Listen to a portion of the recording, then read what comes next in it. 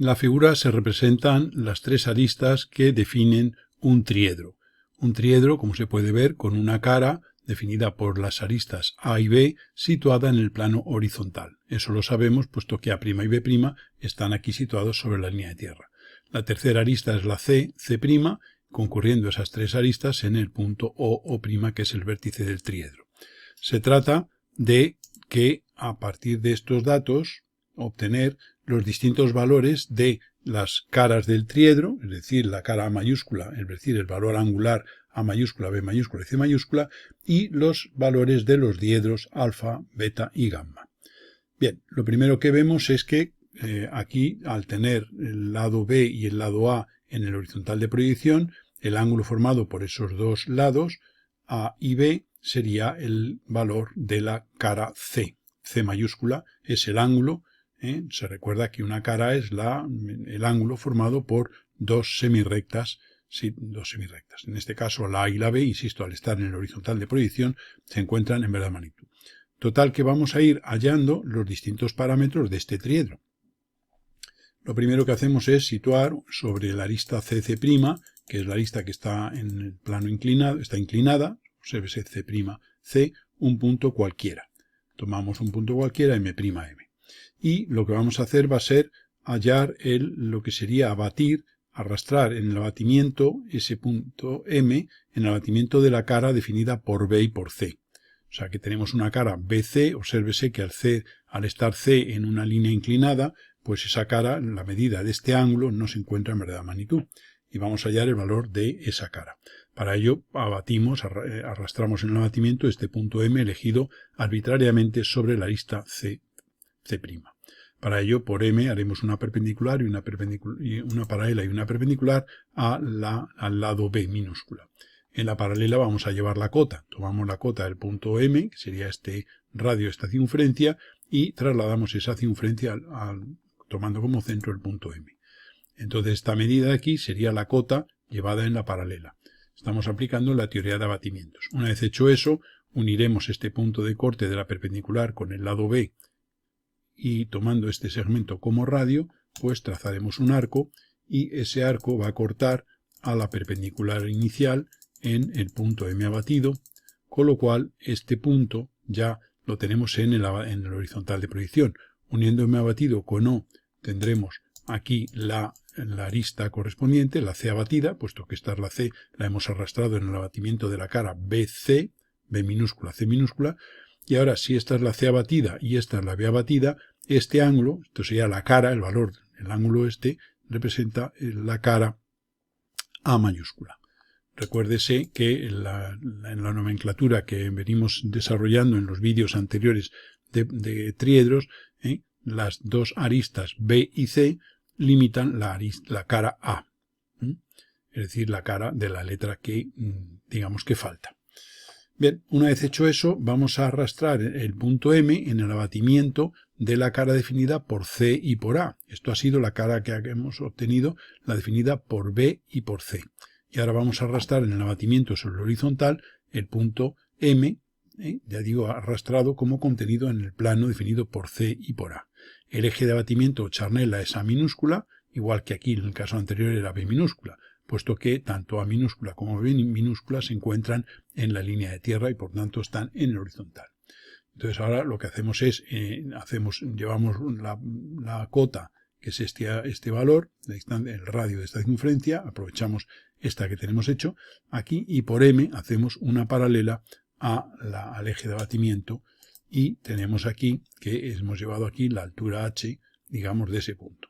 Ahora desde M hacemos una perpendicular al eje de abatimiento. Es casualidad, aquí se amplía un poquito, obsérvese que esta circunferencia es secante, o sea que el punto que tengo que tomar como centro del arco es este de corte de la perpendicular con el lado A. Vamos a reducir un poco para tener aquí, digamos, el proceso que vamos siguiendo. Entonces llevamos la paralela y ahora concentro en el corte de la perpendicular con el lado A, que insisto, no tiene por qué ser un extremo del radio de la circunferencia.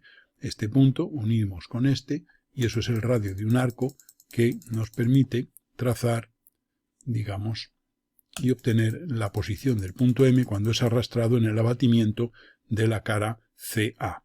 Uniendo este punto con este tenemos aquí el M abatido y tendremos aquí ya el C abatido. Y ahora el ángulo formado por la arista A y la arista C sería la cara B mayúscula. Luego este ángulo es el parámetro del triedro llamado B mayúscula según la nomenclatura que venimos siguiendo hasta el momento. A continuación podemos ver que este ángulo sería el que vamos a llamar beta. ¿Por qué? Porque es el que produce un plano perpendicular al lado B, a la arista B minúscula. Entonces, al haber llevado aquí la cota de este punto, o sea que este sea el plano perpendicular, y este punto lo habemos abatido aquí porque hemos llevado su cota, supongamos que esto es un plano proyectante, bueno, no los que lo supongamos, es que lo es. Si hacemos un plano proyectante que contiene a esta línea, nos corta en este punto que tiene cota 0, por estar en B, cuya B' está aquí, y en este punto M de la arista C, entonces llevamos una perpendicular y esta cota que habíamos llevado anteriormente nos permite obtener el ángulo beta uniendo este punto con este, de modo que este es el ángulo beta, que es el ángulo diedro del plano perpendicular a la arista B. Con este mismo razonamiento, este ángulo que vamos a tener aquí, este ángulo diedro, el diedro este va a ser el ángulo alfa, el diedro alfa. Entonces tenemos ya esos dos valores. ¿Qué nos falta? Pues simplemente obtener la cara C, que como se puede ver, como esto es B y esto es A, la cara C sería el ángulo formado por estas dos. Al estar ellas en el horizontal de proyección, el valor de esta cara está en verdadera magnitud. Por tanto, aquí pues podemos poner perfectamente que esto sea la cara C. Y tenemos ya aquí los tres valores. La cara A, que sería este ángulo, la cara B este ángulo y la cara C. El ángulo beta, que sería este del diedro perpendicular al lado B, el lado alfa del diedro perpendicular al lado A, trazado al dibujar un plano perpendicular a la arista A, y ahora nos faltaría el diedro gamma, que sería el del plano perpendicular a la arista C. En estos casos hemos tenido la ventaja de la simplificación por el hecho de la construcción que inicialmente habíamos realizado. Para hallar el ángulo gamma hemos dibujado aquí en la parte derecha de la figura, hemos dibujado los elementos que nos interesan ahora, hemos borrado todos estos elementos de aquí, dejamos en la parte izquierda para que quede en una sola imagen todo el proceso seguido, el proceso completo, ¿no? Nos falta el ángulo gamma. El ángulo gamma es el que producimos, el del diedro perpendicular a la arista C'. Para ello vamos a tomar un punto cualquiera M', y por ese, de esa arista, y por ese punto vamos a hacer un plano perpendicular a la arista CC'.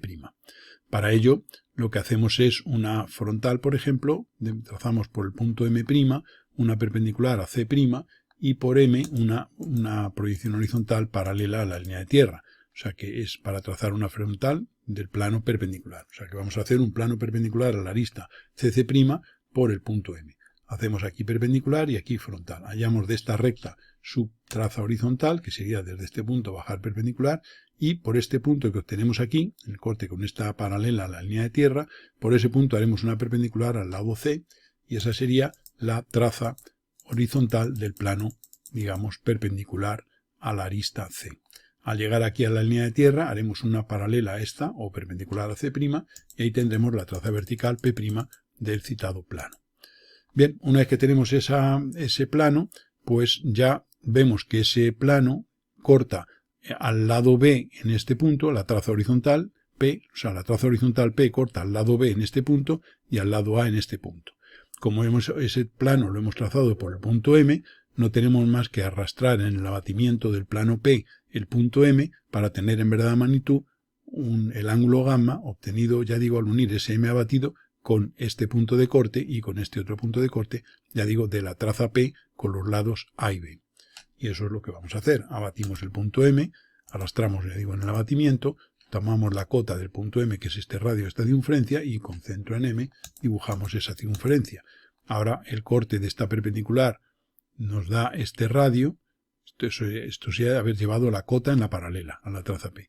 Con este radio, con centro en este punto y este radio, trazaremos un arco, y ese arco nos va a cortar aquí a la perpendicular en este punto M abatido, que lo uniremos con este corte y con este otro de la traza P, los cortes de la traza P con los lados A minúscula y B minúscula, para tener aquí lo que sería el ángulo gamma, que es el ángulo que nos faltaba por determinar. que es el ángulo del diedro perpendicular a la arista CC'. Vamos a hacer una ligera ampliación aquí de la figura para que se vea un detalle, que aquí esta es el lado C, y esta traza P es perpendicular a la arista C minúscula. Y el centro, obsérvese que el centro lo hemos hecho en este punto, en el corte de la perpendicular con la traza P. Esta de aquí es la traza P. Este es el punto que tomamos como centro de este arco que corta a la perpendicular, que es la prolongación de la C minúscula, en este punto M abatido.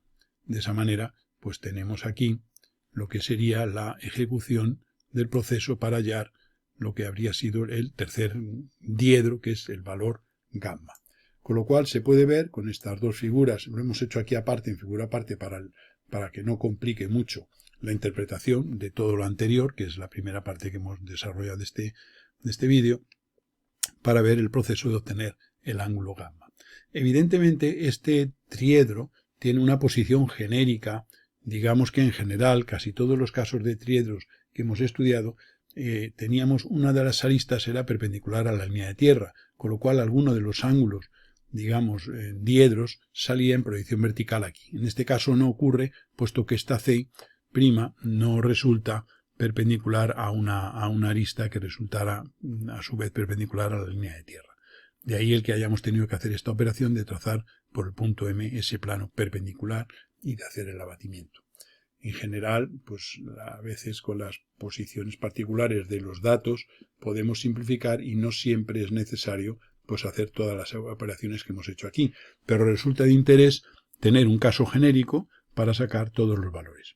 Claro, aquí nosotros lo hemos considerado como un triedro, pero en realidad un triedro se puede considerar como una pirámide triangular, o sea que digamos una pirámide que tiene sus tres aristas A, B y C minúsculas, y las caras definidas por cada pareja de aristas.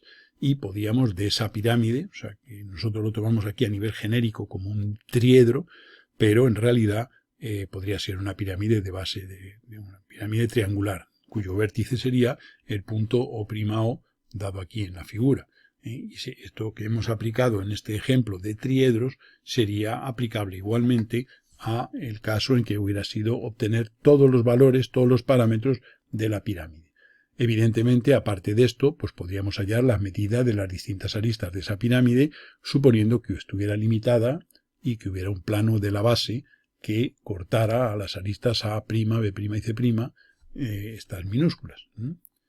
Y este sería un caso que podemos aplicar en cualquiera de los casos de triedros que hemos ido desarrollando y alguno más que desarrollaremos. Este sería el método para obtener todos los parámetros de un triedro. Normalmente, un triedro, los distintos problemas que se plantean y que se han planteado hasta ahora y se plantearán en el futuro, pues nos dan o bien una pareja de caras o una pareja de aristas, en fin, nos dan una serie de elementos y o bien algún diedro o alguna medida de la cara, etc. Y a raíz de eso, en los problemas anteriores que hemos ido desarrollando en vídeos precedentes, pues hemos ido viendo el método de obtención de las proyecciones diédricas de las tres aristas que limitan las distintas caras. Y de ahí, en cualquier caso que hayamos resuelto anteriormente, podemos aplicar estos conceptos que hemos visto en este vídeo para sacar el resto de la información del triedro, puesto que nosotros hemos partido de tres elementos generalmente y luego podemos hallar los valores del resto de elementos, los valores reales de los demás elementos. Todo esto habiéndose resuelto el caso en el sistema diédrico.